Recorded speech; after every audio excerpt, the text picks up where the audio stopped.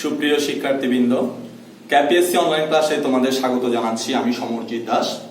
করোনার এই মহামারীর সময়ে তোমরা যাতে লেখাপড়া থেকে বঞ্চিত না হও সেই জন্য কর্ণফুলীর এই আয়োজন। ধন্যবাদ তোমাদের সবাইকে।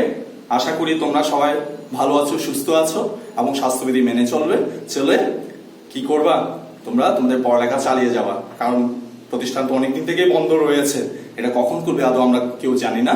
তাই আমরা আশা করব তোমরা মনোযোগ সহকারে আমাদের ক্লাসগুলো দেখবে এবং কোনো সমস্যা থাকলে আমাদের কমেন্ট বক্সে আমাদের জানাবে। ধন্যবাদ তোমাদের সবাইকে। এই পর্যায়ে আমি আমার আজকের পাঠে চলে যাচ্ছি। আজকে আমার নবম দশম শ্রেণীর তৃতীয় অধ্যায়ে অর্থের সমন্বয় নিয়ে আমি আলোচনা করব। তোমরা সবাই মনোযোগ সহকারে খেয়াল করবা। তোমরা ক্লাস 9-এর পদসাময়িকে তোমরা অর্থের সমন্বয় সম্পর্কে তোমাদেরকে আমি পড়িয়েছিলাম বা অনেক কিছু তোমরা জেনেছো।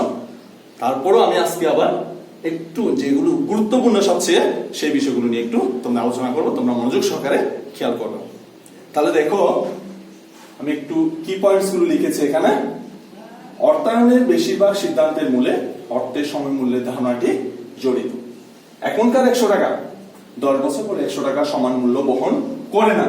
অর্থের সময় মূল্যের এই ধারণা আমাদের দৈনন্দিন অর্থায়নও প্রয়োজন। কি বললাম? আজকের 100 টাকা 10 বছর পরে 100 টাকা কি সমান মূল্য বহন করে না। এটাই হচ্ছে কি অর্থের সময় মূল্যের ধারণা।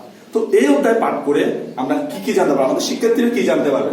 তাহলে এখানে কি অর্থের সময় মূল্যের ধারণা সম্পর্কে জানতে পারবে, বর্তমান মূল্য এবং ভবিষ্যৎ মূল্যের কি করতে পারবে, সম্পর্ক নির্ণয় করতে পারবে, এবং EAR প্রকৃত সুদের হার অনুশীলনের অনুশীলনের জন্য তারা সূত্রটা সম্পর্কে জানতে পারবে।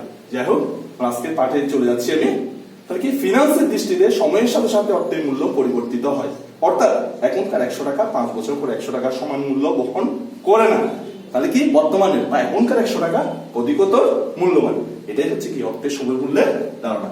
অর্থের সময় মূল্যের মূল কারণ সুদের হার। তাহলে আমাদের সবাইকে এই জিনিসটা মনে রাখবে, অর্থের সময় মূল্যের মূল কারণ হচ্ছে কি সুদের হার। তাহলে আমার জ্ঞানমূলক প্রশ্নে দিতে পারে অর্থের সময় মূল্যের মূল কারণ কোনটি, তাহলে আমরা লিখবো কি সুদের হার। আচ্ছা দেখো, একটা উদাহরণ দিয়ে, সুদের হার শতকরা 10 ভাগ হলে এখনকার 100 টাকা আগামী বছরের 110 টাকা এবং 2 বছর পরে 121 টাকা সমান মূল্য বহন করে। তাহলে কি বর্তমানে 100 টাকা, 1 বছর পরে 110 টাকা এবং 2 বছর পরে 121 টাকা কি সমান মূল্য বহন করে। এই 100 টাকাকে বলা হচ্ছে বর্তমান মূল্য এবং 110 টাকা এবং 121 টাকাকে বলা হচ্ছে কি ভবিষ্যৎ মূল্য। তাহলে আমরা কি জানলাম? বর্তমান মূল্য এবং ভবিষ্যৎ। এই বর্তমান মূল্য এবং ভবিষ্যৎ মূল্য নির্ণয় করার জন্য আমাদেরকে 4টা সূত্র জানতে হবে এবং একটা কি প্রকৃত সুদের হার। 5টা মোট কথায় হচ্ছে কি এই অধ্যায়ের অঙ্কগুলো সমাধান করতে গেলে আমাদেরকে 5টা সূত্র জানতে হবে। এই সূত্রগুলো নিয়ে আমি প্রথমে একটু আলোচনা করব, তারপর আমি একটা এখানে সৃজনশীল প্রশ্ন তৈরি করেছি, এটা নিয়ে আমি আলোচনা করব বা তোমাদেরকে সমাধান করার চেষ্টা করব। আচ্ছা, তাহলে এই ভবিষ্যৎ মূল্য নির্ণয় করতে এখানে বলা হয়েছে কি ভবিষ্যৎ মূল্য ও বার্ষিক চক্রবৃদ্ধি। আচ্ছা, ভবিষ্যৎ মূল্য, তাহলে ভবিষ্যৎ মূল্য নির্ণয় করতে গেলে আমাকে কি করতে হবে? বর্তমান মূল্য জানতে হবে। তাহলে এই ভবিষ্যৎ মূল্য নির্ণয়ের পদ্ধতি কে বলতেছে কি চক্রবৃদ্ধিকরণ। ভবিষ্যৎ মূল্যের পদ্ধতি বলছে কি চক্রবৃদ্ধিকরণ। আচ্ছা, চক্রবৃদ্ধি কি তোমরা অষ্টম শ্রেণীতে পড়েছো কি সরল মুনাফার ক্ষেত্রে I equal to PRN। এটা হচ্ছে অষ্টম শ্রেণীতে ছিল সরল মুনাফার ক্ষেত্রে। আই মানে বলছিলাম সুদের পরিমাণ, পিটা হচ্ছে কি আসল, আর হচ্ছে সুদের হার, এন হচ্ছে সময়। তো এখানে যখন আমরা সুদাসল নির্ণয় করি, তাহলে সুদাসল কি ইকুয়ালটা হচ্ছে কি P প্লাস I। পিটা হচ্ছে কি এখানে আসল আর আইটা হচ্ছে কি মুনাফা। এটা কিসের ক্ষেত্রে? সরল মুনাফার ক্ষেত্রে। তো আমরা যখন চক্রবৃদ্ধির ক্ষেত্রে ভবিষ্যৎ মূল্য নির্ণয় করব তখন কি করব দেখো। তাহলে কি বললাম? সরল মুনাফার ক্ষেত্রে শুধুমাত্র আসলের উপর কি করা হয়? সুদ ধরা হয়। কিন্তু চক্রবৃদ্ধির ক্ষেত্রে কি করব আমরা? চক্রবৃদ্ধির ক্ষেত্রে সুদ আসলের উপর সুদ ধরা। তাহলে আমার যদি বর্তমান মূল্য জানা থাকে তাহলে আমরা ভবিষ্যৎ মূল্য নির্ণয় করতে পারবো। তাহলে দেখো, তাহলে ভবিষ্যৎ মূল্যকে আমরা বলতে পারি কি FB equal to PB into 1 plus I whole to the power n। তাহলে এখানে PB টাকে বলতেছি আমরা প্রেজেন্ট ভ্যালু বা বর্তমান মূল্য, আর FB টা বলছি FB ফিউচার ভ্যালু বা ভবিষ্যৎ মূল্য, আর এটা হচ্ছে কি সুদের হার, আর এটা হচ্ছে কি সময়। তাহলে এটা কখন? যখন বার্ষিক চক্রবৃদ্ধিকরণের কথা উল্লেখ থাকবে তখন। তাহলে আমরা ভবিষ্যৎ মূল্য সময় কি বলবো? বর্তমান মূল্য ইনটু 1 প্লাস সুদের হার হোল টু দি পাওয়ার মেয়ার। আচ্ছা, তাহলে এটা কখন? যখন বার্ষিক চক্রবৃদ্ধি করা হবে। আচ্ছা, আমরা একটা বললাম কি বর্তমান মূল্য ও পার্থক্য। তাহলে কি যদি আমাদের ভবিষ্যৎ মূল্য জানা থাকে তাহলে আমরা কি করতে পারবো, বর্তমান মূল্য নির্ণয় করতে পারবো। তখন কি করবো দেখো, PB equal to FB divided by 1 plus I whole to the power n। তো এই বর্তমান মূল্য নির্ণয়ের প্রক্রিয়াকে বলতেছে কি, বাট্টাকরণ। কি বলতেছে, বাট্টাকরণ। তাহলে কি ভবিষ্যৎ মূল্যকে আমরা যে উপাদান দিয়ে ভবিষ্যৎ মূল্য নির্ণয় করার সময় যে উপাদান দিয়ে গুণ করেছিলাম, এখন সেই উপাদান দিয়ে কি করবো, ভাগ করবো। তখন কি পাবো আমরা, বর্তমান মূল্য পাবো। তাহলে আমরা কয়টা সূত্র শিখলাম আপাতত, দুইটা সূত্র। তাহলে ভবিষ্যৎ মূল্য সমান কি বললাম, বর্তমান মূল্য ইনটু 1 প্লাস সুদের হার হোল টু দি পাওয়ার কি n। তাহলে এখান থেকে যখন আমরা বর্তমান মূল্য নির্ণয় করবো তখন কি করবো, ভবিষ্যৎ মূল্যকে এই যে যেই উপাদান দিয়ে আমরা গুণ করেছিলাম সেই উপাদান দিয়ে কি করবো, ভাগ করবো। তাহলে আমাদের কি নির্ণয় হবে, বর্তমান মূল্য নির্ণয় হবে। এটা কখন আমরা নির্ণয় করবো, যখন আমরা বছরে একবার সুদ গণনা করবো। বছরে কি করবো, একবার সুদ গণনা করবো। এখন যদি বছরে যদি কি হয়, একাধিকবার সুদ গণনা করতে হয়, তখন আমরা কি করবো, তখন দেখবো কি, দেখো তাহলে FB ইকুয়াল টু হচ্ছে তখন PB ইনটু 1 প্লাস আমরা আগে লিখেছিলাম কি I, এখন কি করব, I কে n দিয়ে ভাগ করব। তাহলে আগে লিখেছিলাম কি n, এখন n কে কি করব, m দিয়ে গুণ করব। এটা কখন অ্যাপ্লাই করব আমরা, যখন আমাদেরকে কি একাধিকবার বছরে সুদ গণনা করা হবে, তখন আমরা এই সূত্রটা অ্যাপ্লাই করব। তাহলে PB ইনটু 1 প্লাস I, তাহলে আগে আমরা লিখছিলাম FB equal to PB into 1 plus I whole to the power n। এখন কি করতেছি, যখন একাধিকবার হচ্ছে তখন I কে m দ্বারা ভাগ করতেছি এবং কি n কে m দ্বারা গুণ করতেছি। তাহলে এখানে m টা কি, তাহলে m সমান হলো কি, বছরে চক্রবৃদ্ধির সংখ্যা। তাহলে m সমান কি, বছরের চক্রবৃদ্ধির সংখ্যা। তাহলে আমরা আগে পেয়েছিলাম কি, দেখো FB হচ্ছে কি ভবিষ্যৎ মূল্য,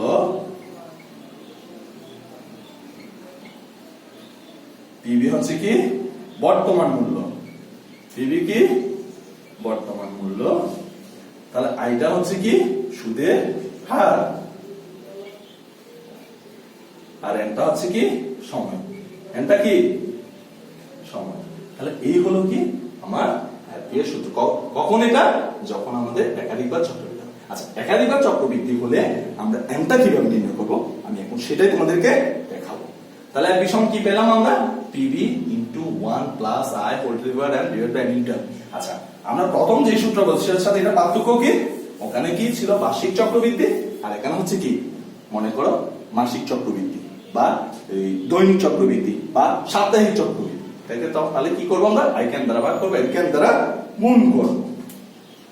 তাহলে এখন আসো, যদি বলি আমি দৈনিক সুদ হয়, তাহলে দৈনিক সুদ হলে কত হবে, তাহলে আমার এক বছর সমান কত, 365 দিন, কত 365। তাহলে এখানে আমার m হচ্ছে কত, 365, m হচ্ছে কত 365। কখন, যদি দৈনিক সুদ দ্বারা হয়। আচ্ছা, যদি বলে সাপ্তাহিক সুদ, তাহলে সাপ্তাহিক হলে m হবে কত, 52।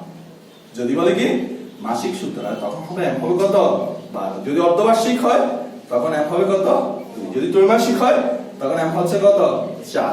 যদি 4 মাস পর হয় তাহলে m হচ্ছে কত, 3। তাহলে তোমরা নিশ্চয়ই এখন বুঝতে পেরেছো আমরা কখন একটা ইউজ করব, কখন, যখন বছরে একাধিকবার চক্রবৃদ্ধির কথা উল্লেখ থাকবে। আচ্ছা, এই সূত্র থেকে আমরা এখন কি করব, ভবিষ্যৎ মূল্য নির্ণয় করব, সরি বর্তমান মূল্য নির্ণয় করব। তাহলে PB সমান আমরা কি বললাম, এখন কি করব, তাহলে FB কে যখন আমরা 1 plus I by m whole to the power n দিয়ে ভাগ করব, তখন হবে কি বর্তমান মূল্য।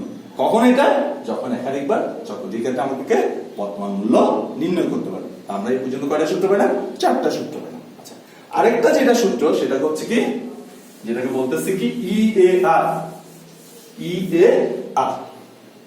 EAR মানে হচ্ছে কি ইফেক্টিভ অ্যানুয়াল রেট, মানে কি প্রকৃত সুদের হার। মানে প্রকৃতপক্ষে যে সুদ হয় সেটাই হচ্ছে কি প্রকৃত সুদের হার। তাহলে প্রকৃত সুদের হারের ক্ষেত্রে আমরা যে সূত্র অ্যাপ্লাই করব, 1 plus I by m whole to the power n minus 1 into কি 100। এটা হচ্ছে কি প্রকৃত সুদের হার। তাহলে EAR equal to 1 plus I by m whole to the power n minus 1 into 100। যদি মনে করো আমরা এই 100টা দিলাম না, তাহলে কি করবো আমরা, যে রেজাল্ট আসলো সেটার সাথে 100 গুণ করে যখন পার্সেন্ট দেবো তখন বুঝতে পারবো 100 দিয়ে গুণ করা হয়েছে। তাহলে এই অধ্যায়ে আমরা 5টা সূত্র সম্পর্কে জানতে পারলাম। তাহলে 5টা সূত্র হচ্ছে প্রেজেন্ট ভ্যালু যদি বার্ষিক চক্রবৃদ্ধির ক্ষেত্রে, ফিউচার ভ্যালু বা এফবি সমান হচ্ছে PB into 1 plus I whole to the power. আর বার্ষিক যখন বার্ষিক সুদ হয় বা বার্ষিক চক্রবৃদ্ধি হয় তখন আমরা কি করতে, বর্তমান মূল্য নির্ণয় করার ক্ষেত্রে কি করবো, তাহলে এফবি কে কি করবো 1 plus I whole to the power n দ্বারা ভাগ করবো। মানে সোজা কথা, ফিউচার ভ্যালুর ক্ষেত্রে আমরা যে উপাদান দিয়ে গুণ করেছিলাম সেই উপাদান দিয়ে যখন ভাগ করবো তখন হবে বর্তমান মূল্য। কখন সেটা, যখন সেটা বার্ষিক চক্রবৃদ্ধি হবে। আর যখন একাধিকবার চক্রবৃদ্ধি হবে তখন কি করবো, তাহলে FB equal to PB into 1 plus i, i কে কি করবো n দ্বারা ভাগ করবো, n কে n দ্বারা গুণ করবো। ঠিক বর্তমান মূল্যের ক্ষেত্রে কি করবো, এফবি কে 1 plus I by M whole to the power n into n দ্বারা ভাগ করবো। আরটা যেটা পাইলাম সেটা হচ্ছে কি ই এ আর। তাহলে ই এর মানে কি বলছিলাম আমরা, 1 প্রকৃত সুদের হার বা ইফেক্টিভ অ্যানুয়াল রেট, তাহলে 1 plus I by M whole to the power minus 1 into 100। আচ্ছা, এখন আমরা একটা সৃজনশীল প্রশ্ন নিয়ে আলোচনা করতে চাই। সৃজনশীল প্রশ্ন আলোচনা করার আগে এখানে আমাদেরকে একটা জিনিস জানতে হবে, সেটা হচ্ছে কি অনেকগুলো উপাদান আছে যেখানে এখানে অর্থ সংগ্রহের ক্ষেত্রে যেটা দরকারি দেখতেছি। এখানে আমি বেশি দরকারি সুযোগ ব্যয়, রুল 72 যেটা জ্ঞানমূলক প্রশ্নে আসতে পারে, তারপর বর্তমান মূল্য কি, ভবিষ্যৎ মূল্য কি, চক্রবৃদ্ধিকরণ কি, তারপর হচ্ছে বাট্টাকরণ কি, এই ছোট ছোট প্রশ্নগুলো তোমরা তোমাদের পাঠ্য বইটা ভালো করে পড়লে জানতে পারবে। তারপর আমি এই দুইটা বিষয় নিয়ে একটু আলোচনা করতেছি, সুযোগ ব্যয় কি, রুল 72 কি। এটার পর আমি আমার এই সৃজনশীল প্রশ্নের অঙ্কগুলো কি করব, সমাধান করব। আচ্ছা, সুযোগ ব্যয়টা কি? যেমন দেখো, কোন একটি প্রকল্পে অর্থ বিনিয়োগ করলে অন্য প্রকল্পে বিনিয়োগ সুযোগ ত্যাগ করতে হয়, এটাকে বলা অর্থায়নে কি, সুযোগ ব্যয়। কি বললাম, কোন প্রকল্পে অর্থ বিনিয়োগ করলে অন্য একটি প্রকল্পে বিনিয়োগের সুযোগ ত্যাগ করতে হয়, তাকে অর্থায়নে কি বলে, সুযোগ ব্যয় বলে। যেমন আমি একটা উদাহরণ দিই তোমাদেরকে, মনে করো সোনালী ব্যাংকে টাকা রাখলে সুদের হার হচ্ছে কি 8%। এখন তোমার বন্ধু বলো সেটা তুমি পৌরসভায় জমি কিনো, যেখানে জমির মূল্য কি হয় ওই নির্দিষ্ট সময়ে, মনে করো ওখানে 5 বছর এখানে 5 বছর দ্বিগুণ হয়, তখন তুমি সিদ্ধান্ত তুমি কোথায় রাখবা। তখন এটা চিন্তা করতে তুমি দেখবে, তাহলে যদি তুমি জমি কিনো তাহলে তোমাকে কি, যে তুমি যে ব্যাংকে টাকা জমা রাখবা সেই এ থেকে কি হবে, বঞ্চিত হবে। তাহলে ওখানে তোমার সুযোগ হচ্ছে 8%। আচ্ছা, তাহলে এখানে এই সুযোগ ব্যয়ের সাথে আরেকটা রিলেটেড যেটা, সেটা হচ্ছে কি রুল 72। তো এই যখন আমি সিদ্ধান্ত নির্ণয় ভুগতেছি এই দুইটা থেকে, তাহলে আমাকে দেখতে হবে যে কোনটার কি ভবিষ্যৎ মূল্য বেশি, সেটা জানার জন্য আমাকে কি অ্যাপ্লাই করতে হবে, রুল 72। তাই বলছে রুল 72 হচ্ছে কি কত সময়ে এবং কত পার্সেন্ট সুদের হারে বিনিয়োগিত মূলধন দ্বিগুণ হবে সেটা নির্ণয় করার প্রক্রিয়া হচ্ছে কি রুল 72। যেমন দেখো, যদি আমার কি দেয়া থাকে, রুল 72 যেটা বললাম 72 কে যদি সময় দেয়া থাকে, সময় মনে করো 10 বছর, তাহলে হচ্ছে কত 7.2%। এখানে আমি সোনালী ব্যাংকে মনে করলাম সুদের হার বললাম কত 8%। তাহলে এখানে দেখতেছি আমি রুল 72 অনুযায়ী যদি জমি কিনি সুদের হার হচ্ছে কত 7.2%। তাহলে আমার এখানে লাভজনক হচ্ছে কোনটা, সোনালী ব্যাংকে টাকা রাখা। এটার জন্য আমাদেরকে কি রুল 72টা অ্যাপ্লাই করতে হয়। তাহলে এটা কি বললাম, যদি আমার সময় দেয়া থাকে তাহলে 72 কে সময় দিয়ে ভাগ করলে সুদের হার পাওয়া যাবে, আর যদি কি দেয়া থাকে, সুদের হার দেয়া থাকে, তাহলে আমার কি পাওয়া যাবে, সময় পাওয়া যাবে। এটাই হচ্ছে কি রুল 72। তাহলে রুল 72 কি কত সময়ে এবং কত পার্সেন্ট সুদের হারে বিনিয়োগিত মূলধন দ্বিগুণ হবে সেটা নির্ণয় করার প্রক্রিয়া হলো কি রুল 72। আশা করি তোমরা সবাই বুঝতে পারতেছো। এখন আমি আমাদের সৃজনশীল প্রশ্নটা নিয়ে আলোচনা করব। তুমি দেখো, জনাব আলম একটি ব্যাংক হতে ত্রৈমাসিক 3% চক্রবৃদ্ধি সুদে, খেয়াল করো ত্রৈমাসিক 3% চক্রবৃদ্ধি সুদ, কত লক্ষ টাকা, 5 লক্ষ টাকা সংগ্রহ করেছে। এই অর্থে যদি তিনি 5 বছরের জন্য সঞ্চয়পত্র কিনেন তাহলে সুদ পাচ্ছে কত, 10%। অনেকে তার বন্ধু বলতে, উক্ত টাকা দিয়ে জমি কিনলে 5 বছরে তা দ্বিগুণ হবে, কোথায় টাকাটি বিনিয়োগ করবেন এ ব্যাপারে তিনি সিদ্ধান্তহীনতায় ভুগছেন। আচ্ছা, তাহলে আমার গ নম্বর প্রশ্ন হলো, কত আমি আলোচনা করলাম আগে, জনাব আলম কর্তৃক গৃহীত ঋণের প্রকৃত সুদের হার কত। তো আমরা কি জানি প্রকৃত সুদের হার সমান কি, আমরা জানি প্রকৃত সুদের হার, প্রকৃত সুদের হার কি বলেছিলাম, EAR, ইকুয়াল টু কি বলছিলাম 1 plus I whole to the power m minus 1 into 100। এটা হচ্ছে কি আমাদের প্রকৃত সুদের হার। আচ্ছা, তাহলে এখানে আমাদের বলছে কি ত্রৈমাসিক চক্রবৃদ্ধি, তাহলে ত্রৈমাসিক, তাহলে দেয়া আছে ত্রৈমাসিক সুদের হার, তাহলে ত্রৈমাসিক সুদের হারকে আমরা ধরলাম মনে কর আর, কি বললাম আর, তাহলে আর কত 3%। কিন্তু আমাকে এখানে কি নির্ণয় করতে হবে আয়টা হচ্ছে বার্ষিক সুদের হার, আয়টা কি বার্ষিক সুদের হার, তার ত্রৈমাসিক সুদের হার আর সমান 3%। তাহলে কি হবে বার্ষিক সুদের হার, বার্ষিক সুদের হার আয় সমান, তাহলে কি হবে 3% ইনটু 4, কেন 4 ত্রৈমাসিক, তার 3 মাস পর 3 4 কত 12%, যেটাকে আমরা বলতে পারি 0.12। তাহলে m সমান কত হবে বলতো এখানে, তাহলে যদি ত্রৈমাসিক হয় তাহলে আমার m হচ্ছে কত 4, ত্রৈমাসিক 12 কে তুমি 3 দিয়ে ভাগ করো, 3 4 12, তাহলে m হচ্ছে কত 4। তাহলে এখন আমরা কি নির্ণয় করব EAR নির্ণয়, তাহলে আমি ত্রৈমাসিক সুদের হার আর পাইলাম, বার্ষিক সুদের হার পাইলাম, m পাইলাম। এখন আমরা কি নির্ণয় করব EAR, তাহলে EAR যে আমরা সূত্রটা লিখলাম, মানে আমরা কি করব মানগুলো বসিয়ে দেব। তাহলে দেখো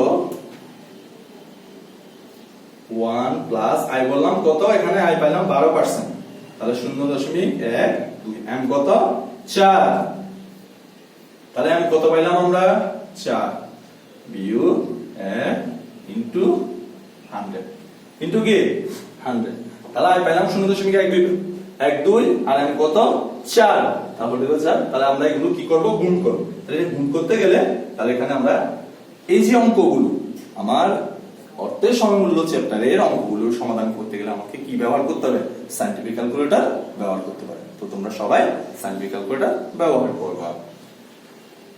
তাহলে দেখো 1 প্লাস, আচ্ছা 0.12 কে যদি আমরা 4 দিয়ে ভাগ করি তাহলে কি হতে পারে 0.03, তাহলে কি হলো 4 টু দি পাওয়ার 4 বা 4 ইনটু 100। তাহলে আমরা এই জিনিসটা যখন গুণ করব তাহলে এখানে হচ্ছে কত, তাহলে 1.03 1.03 হোল টু দি পাওয়ার 4 বিয়োগ 1 গুণ কত 100, তাহলে 1.03 হোল টু দি 4, এটা যখন আমরা গুণ করব ক্যালকুলেটর কিভাবে করব, তাহলে আমরা এইভাবে লিখব 1.03, একটা চিহ্ন আছে ক্যারেট 4, কত ক্যারেট দিয়ে কি করব 4 দেব, তখন আমাদের আসবে 1.1255 1255 বিয়োগ 1 বিয়োগ 1 কিন্তু কি হবে তাহলে 100। তাহলে কত কিভাবে পেলাম আমরা, এই যে 1.03 ক্যারেট 4 যখন দেব তখন আসবে কত 1.1255, তাহলে এখান থেকে যদি আমি বিয়োগ করি তাহলে কত হয় 0.1255 গুণ 100, তাহলে কত হলো 12.55%। তাহলে এটাই হলো আমাদের কি প্রকৃত সুদের হার। আর আমাকে বললো জানা পালন কর্তৃক গৃহীত ঋণের প্রকৃত সুদের হার কত, তাহলে এখানে আমি দেখতেছি বার্ষিক সুদের হার কত 12%, প্রকৃত সুদের হার হচ্ছে কত 12.55%। তাহলে পরীক্ষাতে অনেক সময় এখানে মজার ব্যাপার হচ্ছে একটা কি প্রশ্ন আসে যেটা জ্ঞান প্রয়োগমূলকে বা উচ্চতর গ বা ঘতে কি বলে চক্রবৃদ্ধি যত বেশি হয় প্রকৃত সুদের হার তত বেশি, তাহলে আমরা এখানেই তো সেটা প্রমাণ পাই গেলাম, কারণ এখানে দেখো এখানে বার্ষিক সুদের হার ছিল কত 12%, প্রকৃত সুদের হার হয়ে গেল কত 12.5%। এটা কখন যখন 4 বার, যখন 6 বার হয় তখন 8টা রেজাল্ট আসবে, 12 বার হলে 8টা রেজাল্ট আসবে, ওখান থেকে আমরা বুঝতে পারবো কি চক্রবৃদ্ধি যত বেশি হয় প্রকৃত সুদের হার তত বেশি হয়। আশা করি তোমরা সবাই বুঝতে পেরেছো। এইবার আমি ঘ নাম্বার প্রশ্ন নিয়ে আলোচনা করব। আচ্ছা ঘ নাম্বার প্রশ্ন এখানে দুইটা জিনিস আছে, একটা হচ্ছে সঞ্চয় করতে হলে 5 বছর পর কত পাবেন তা নির্ণয় করব, জনাব আলমের কোথায় বিনিয়োগ করা লাভজনক হবে বলে তুমি মনে করো। আচ্ছা আগে আমরা বের করব সঞ্চয়পত্র থেকে 5 বছর পর কত টাকা পাওয়া যাবে। তাহলে লিখব এখন ঘতে সঞ্চয়পত্রের ক্ষেত্রে বৈশ্বিক মূল্য নেবে, সঞ্চয়পত্রের ক্ষেত্রে ভবিষ্যৎ মূল্য নির্ণয়। তাহলে এখানে দেখো দেয়া আছে, তাহলে কি পিবি মানে প্রেজেন্ট ভ্যালু, তাহলে কত টাকা 5 লক্ষ টাকা, প্রেজেন্ট ভ্যালু কত 5 লক্ষ, যদি আছে 5 লক্ষ টাকা যদি আমি ঋণ নিই, ঠিক আছে, তাহলে আয় কত বলছে এখানে 5 বছরের যে সঞ্চয় করতে তার 10% আর সুদ পাবেন, তাহলে আয় মানে হচ্ছে সুদের হার কত পার্সেন্ট 10%। তাহলে আমি লিখতে পারি 0.10 বা 0.1। এটা হচ্ছে কি এটা এন্ড কত বছর এন্ড হচ্ছে মেয়াদ তাহলে হচ্ছে 5 বছর এন্ড কত 5 বছর। আচ্ছা তাহলে আমাকে কি নির্ণয় করতে হবে এফবি নির্ণয় করতে হবে এফবি সমান কত। আচ্ছা দেখি তোমরা বলো তো আমরা কোন সূত্রটা প্রয়োগ করব এখানে আমরা প্রয়োগ করব কোনটা কারণ যেহেতু এখানে আমার বার্ষিক চক্রবৃদ্ধি দেয়া আছে তাহলে আমরা 1 নম্বর সূত্রটা ব্যবহার করব। তাহলে আমরা কি করব সুতরাং আমরা জানি এফবি সমান PB into 1 plus I whole divide N. তাহলে পিবি পেলাম কত 5 লক্ষ টাকা আই হচ্ছে কত 0.1 হোল ডিভাইড কত এন কত 5 তাহলে কত 5 লক্ষ। তাহলে এখানের ক্ষেত্রে আমরা কি করব এটা সায়েন্টিফিক ক্যালকুলেটরের মাধ্যমে নির্ণয় করব। তাহলে এটা হচ্ছে আমাদের কত 1.1 হোল ডিভাইড কত 5 তাহলে কত হয় 5 লক্ষ গুণ 1 কত আসছে 61061 তাহলে সমান আসছে কত 8,05,255 8,05,255 টাকা। তাহলে এটা পাইলাম কি সঞ্চয়পত্রের ক্ষেত্রে যদি সঞ্চয়পত্রে বিনিয়োগ করে তাহলে কি 5 বছর পর পাওয়া যাবে কত 8,05,255 টাকা। এবার দেখো এখন যদি বলছে এখানে অনুমোদিত টাকা মুক্ত টাকা জমি কিনলে 5 বছরে তার দ্বিগুণ হবে।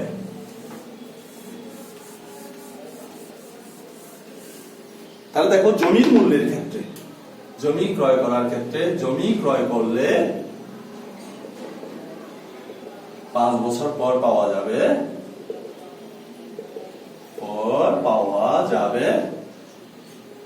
সমান তাহলে কত এখন কত মূল্য হচ্ছে 5 লক্ষ টাকা তাহলে বলছে দ্বিগুণ পাওয়া যাবে কত বলছে বছরে তার দ্বিগুণ হবে। তাহলে দেখা যাচ্ছে কত টাকা এখানে 10 লক্ষ টাকা। তো আমি কোনটাতে বিনিয়োগ করবো এটা চিন্তা করতে গেলে আমাকে দেখতে হবে কোনটাতে বিনিয়োগ করলে আমি সবচেয়ে বেশি পাবো। তাহলে এখানে দেখা যাচ্ছে সঞ্চয়পত্র কিনলে পাচ্ছি 8,05,255 টাকা আর জমি কিনলে দেখা যাচ্ছে কত 10 লক্ষ টাকা। তাহলে জমি কিনাটা কি হবে লাভজনক হবে।